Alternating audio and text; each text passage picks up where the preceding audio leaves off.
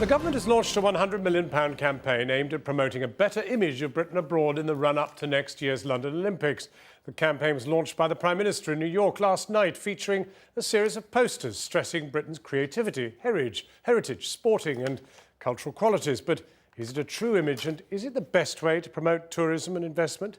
Our culture editor Matthew Kane has been finding out. A centre of creativity, knowledge and sporting excellence. This is how Britain's now being marketed to the world. Speaking in New York, Prime Minister David Cameron launched a new campaign to promote Britain abroad. The idea is simple, to focus on the great in Great Britain.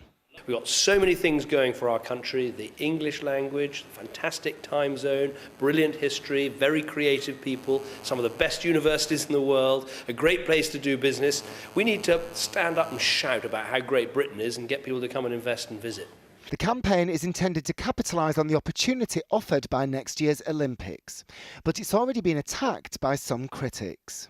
We're a hugely dignified nation and culture, with peerless achievements in science, literature, and politics. I mean, we don't need to overstate that. There's a slight air of desperation about, commissioning a campaign to tell the world we're great. The campaign will undoubtedly invite comparisons with the Cool Britannia movement embraced by the Labour government of the late 90s. And the Millennium Dome, conceived as a means of celebrating Britain's achievements. But these memories might make many Britons squirm. Celebrating our achievements has always been a tricky business for the British. It's long been said that bragging isn't a very British activity, that we're much better at playing down our achievements. Now, this might explain why the launch of this new campaign in New York has prompted a certain amount of unease for many here in Britain. But there's also been concern raised about its timing. There's no doubt that the Great campaign is arriving during a particularly difficult period. It will have to work against the damage done by international coverage of the recent riots in London and other cities around Britain.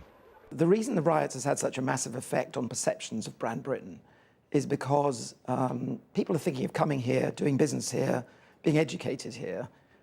They see it in lights that we've got a broken society, and they see it in evidence when they see the riots. And with images like these now spreading instantly around the world, it's also increasingly difficult to disguise some of Britain's social problems, especially when foreigners might have heard the same Prime Minister making speeches like this. There are pockets of our society that are not just broken, but frankly sick. But if the Great campaign is aimed at foreigners, it's ultimately they who'll decide whether or not it's a success. What do you think of this advertising campaign? I think it's fabulous, absolutely fabulous. I love Wallace and Gromit. It's a little bit like, we're the greatest in the world sort of thing.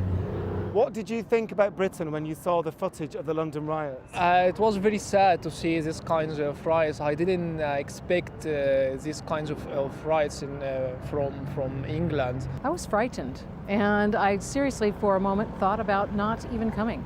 With the new campaign, the government is hoping to attract an extra 4 million visitors to Britain over the next 4 years. Matthew Kane, Channel 4 News continues online, channel4.com/news. We're back tomorrow at 7. Until then, from Krishnan and from me. That's Channel 4 News. Good evening.